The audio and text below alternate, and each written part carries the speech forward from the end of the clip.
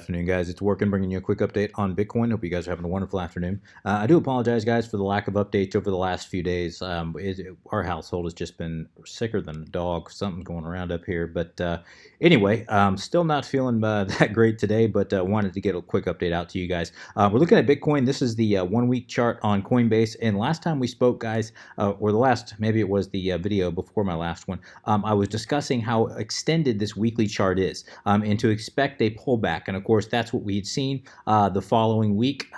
Last week we saw this little bit of a pullback here, really creating almost a bearish spinning top, and we're seeing some follow through now on this weekly chart, some follow through to the downside. Now I'm going to be watching very closely this area right. In fact, let me just draw it right here. The prior low of this tiny little order structure right here, which is at approximately, it's actually right at about 4,900. That's the area that if that breaks down, guys, just looking at the weekly here, we could find ourselves quickly, again, looking at the weekly here, ignore this 4,500 area. That'll be more prevalent on the daily chart. But here, looking at the weekly, guys, the next major area of support that we can see is this 4,300, really 4,400, all the way down to about 4,250, which acted as prior resistance here, should act as support if it does break down. Now, there is a chance, if I zoom in here to the daily, you'll see what I'm talking about with this 4,500. We can see that we created a nice little order structure back here, the top of which was at about 4,540. There is a chance we get a little bounce off that area, pardon me, but that's not nearly as strong as the support level that we should find between about 4,370, if I'm being precise, down to about 4,250. Now, if I zoom in here on this little structure that we're creating, we can see that we're creating a series of higher lows right here, which is technically a bullish sign. And the question is, where are we consolidating between? I would say that our top area that really we need to get through decisively would be right here. Now, I understand we have this little wick, this area right here that broke out, which kind of ruined what was a possible ascending triangle. That was invalidated. And so price came down here. We're finding support on this ascending support line here. In the makings is a possible ascending triangle here. That's a real possibility here. Is that going to play out that way? Sorry, guys, frog in my throat. Is it going to play out that way? We'll have to wait and see, guys. But another possibility that I saw somebody floating, I can't remember where I saw it here, is a possible broadening wedge. And I'm not really seeing the criteria met for a broadening wedge. We would have needed to have seen a nice little bounce here. We kind of had a double tap down here, so I'm not really seeing that. I'm looking at this more as a possible ascending triangle here, which is a bullish sign if this comes to fruition. I'm not saying that it is, but would be a bullish sign if we end up breaking up here and if we get another test over here. As of right now, guys, we do have this little wick, which kind of, I don't want to say invalidates it, but certainly makes it less probable. But we'll have to wait and see kind of how this ends up playing out. So I'll be watching to see if we can get above this zone here, decisive break above this zone here. I think that'd be a very bullish sign. And if we can take out this prior high, which is at about 5,500, it's really at about 54.88. If we can take that prior high out, guys, extremely bullish sign. Well, actually, I'm getting a little bit ahead of myself. We still would have the top of this zone here at approximately 5,600-ish that would need to be taken out. And this area, guys, is an extremely important, in my opinion, an extremely important resistance that must be taken out. I told you guys before, I pointed out before, that is the area where that golden pocket is, of course, between that 618 fib level and the 6.5 fib level, also known as that golden pocket. I've drawn this out here before. We can see that we had a wick that broke above it right here, but we're unable to decisively break above it.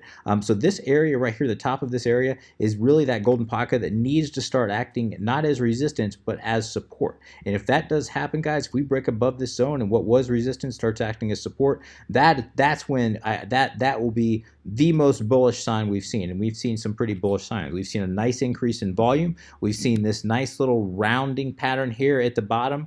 That everybody's talking about, of course, just a technical bullish sign. And so, we are seeing some very bullish signs in the market, but the market has a way of a market has a way of making suckers out of as many people as possible. And if everybody thinks this thing is going up, you better bet there's a very good chance it's going to break right back down. If everybody thinks it's going down, you better bet there's a good chance it's going to break right back up, guys. So right now we're kind of in between this zone, and I monitor Twitter quite a bit, especially a lot of my trading is done just on basically just looking online and seeing where the momentum is. By momentum, I mean, seeing where are we having positive or negative sentiment overall. Is everybody FOMOing in, or is everybody flooding out? And I'll trade the opposite of whatever that trend typically is. Right now, we're kind of at this awkward area where there's really almost a balance of bulls and bears in the market, and you could really see it if we come over here and if we look at, pardon me, if we look at our shorts are just flatlining here. Let's come over here and look at longs. Longs basically doing the same, basically just kind of trading within a little range here, no real major move in either direction. So we can see that we're kind of at this little point in the market where no one really knows what to do. I think whales are looking to wait and to see what retail is going to do so they can liquidate whatever side they go to. And I think retail is also looking to see if whales are going to pump money in the market one way or another. But either way, even if whales were to pump money into this market, as soon as we break above this area, and especially if we can break this $6,000 range, guys, and this starts acting as support, I think all bets are off. You're going to see so much FOMO into this market, guys, that could just take us into that into the bull run that everybody is waiting for. We're not there yet. We're certainly not there yet, guys. But that would be a risk if market makers were to drive price up like that, hoping to trap people into their long positions. If you can always the more volume that comes in, the less it is less likely or less probable or even possible that that the market can be manipulated by, again, just basic math. If there's very few people in the market, it's much easier to move. With a lot of people in the market, it's much more difficult to move. So again, if it's kind of if you're a whale, you're kind of at this weird, awkward place to where if you drive price up anymore, especially if you break above 6,000, you're going to get that FOMO, and it's going to be unable to contain. You're not going to be able to contain it. That's it. It's off to the races. But everybody's in this awkward position to where no one's really willing to put, to put literally their money on price breaking down or price breaking up. Everyone's kind of sitting here and waiting, and I believe that's the smart play. I believe right now, unless you're dollar cost averaging in for the long haul, I believe the smart play is to kind of wait and see which way this thing breaks out. As I said before, guys, nothing has changed. I'm watching. I will start slowly laddering in at 4,500 all the way down to 4,000. I do believe, and the lower that it gets to that 4,000, the closer that it gets to that 4,000, the heavier I'll go in. Expecting a nice little bounce off of that area. That being said, if 4,000 does break down, guys, I do think we're very quickly going to come down and at least come down to 3,600, if not down to our prior low here of approximately 3,150 on Coinbase. Coming over here, checking out volume. Let me refresh it. Volume, we're sitting at about 11.7 for the day. We've had, in the last week, we've really had a nice little pullback in volume, guys. Remember, we were up at, let me bring it up here. We were up here at, 21 billion, 22 billion, and then a slow little decline here all the way back down to our baseline of approximately 10 to 11, possibly even 12 billion yesterday. And remember, guys, even though we are back down, volume has literally been cut in half from this high on April 3rd. We are still much higher than we were even coming back to March 17th, where we were at 8 billion. But if we go back even prior to that, in fact, let me just go ahead and bring it up here very quickly. If we go back and even prior to that March, here we go.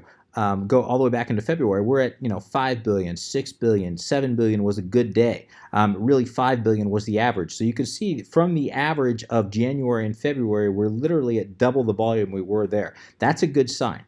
So overall, volume has increased over the last couple months substantially. We had a nice spike. We're pulling back now. We're kind of in that wait and see mode, and let's do just that. Let's wait and see where this thing ends up breaking. Now, if I look at this from an Elliott Wave perspective, guys, and I don't think we have enough volume in the market to really use Elliott Wave to the point to where it would be very reliable. That being said, we do have a little bit more volume in the market, and I would kind of view this something as a 1, 2, maybe a topping out at the 3 here, possibly this being a 4 and one more sub wave up to finish up the larger primary wave 3, back down for the 4, and then back up for the 5. So this is kind of what I'm looking at for a possible Elliott wave, and then looking in here at the sub waves here, we'd be looking at a 1, 2, this possibly being the 3, 4, and then up for subwave 5 here, a shortened subwave 5. And I do think if this is the case, there's a very good likelihood we get a shortened wave 5 here. I do think it's going to be very difficult to break up above the top of this zone here. I do think that's a very, very strong resistance. We'll have to wait and see. I could, of course, be wrong, just my opinion. But I think another real possibility is we already had that shortened wave 5. We were looking at a 3, 4, up for the 5, and this already completed our primary wave 3, and we're possibly coming back down for the 4. And the question is, are we going to find bottom down here at that 48, 4900 area with the bottom of this prior order structure, or are we going to end up breaking down to somewhere down in here? And I honestly don't know yet, guys. Again, I'm not sure. And again, this is assuming that Elliott wave is even an accurate count. I don't believe that we're in the high enough volume market to where Elliott wave is a very reliable, is very reliable at this point. But doesn't mean it can't be, just take it with a grain of salt. All right, coming back out, looking at our daily moving averages, exponential moving averages, guys, we can see that we're sitting literally right on top of the 8-day EMA. Nothing too significant about that. Of course, we have our 21-day EMA down here. That's an extremely relevant zone, in my opinion. A decisive break below that could possibly be the start of this crumbling back down to find support somewhere down at these lower levels. We'll have to wait and see. Of course, we have our 200-day moving average down here that should act as a decent support if that does end up breaking down, guys, and coincidentally, or not so coincidentally, that happens to be sitting somewhere around 4,500, which, as we know, was on the daily time frame, was a decent level of possible support. We'll have to wait and see how it plays out. But for right now, guys, this is the main thing that everybody is watching right now is this 50-day moving average and this 200-day moving average, and see if we can get a possible golden cross here, where the 50-day crosses above the 200-day moving average here. That, for those of you that aren't traders, that is an extremely, extremely positive sign in the market that the market is reversing, and we are now heading up. Does that mean that price can't come back down and correct if that happens? No, absolutely not. But it is a very strong indication of the start of a bull market. So we'll have to wait and see how this ends up playing out, guys. For now, the trajectory looks good, and we'll have to wait and see if it does end up coming to fruition. So the takeaway from this, guys, I've got buy orders laddered in very lightly at 4,500, stacked all the way down to 4,000, where my heavier orders are down here at 4,000. That will, if we can break up above this zone right here, the top of which is at 5,600, and that starts acting as support, I'll get very, very, very bullish. In the meantime, we might have one more leg up here, possibly even coming up as high as that 5,600 zone, and then my money bets that it's going to end up breaking down. We may have a little wick that wicks above it here, maybe even touching 5,800, possibly a wicking above 5,800, but I do believe somewhere in that zone, guys, somewhere in this area right here, if it hasn't already, if we do end up coming up, we'll get a rejection somewhere in this area, and then I think at that point we're going to be coming back down for that larger correction, that that 20-25% correction that could find us down here at this $4,500 range. We'll have to wait and see how it plays out. So either way, even if we have one more leg up here, I would not trade it. I don't think the risk to reward is there, especially if you're looking at a swing trade. Now, if you're more of a scalp or day trader, then of course, yeah, maybe laddering in here, possibly looking for a jump from current level all the way up here to this 5,300. That's a possibility. It'd be a risky trade in my opinion, but certainly I can see the logic there. If you wanted to take it, I would just have a very tight stop loss if you did do that, guys, knowing that we could break down very quickly down to this $4,500 area.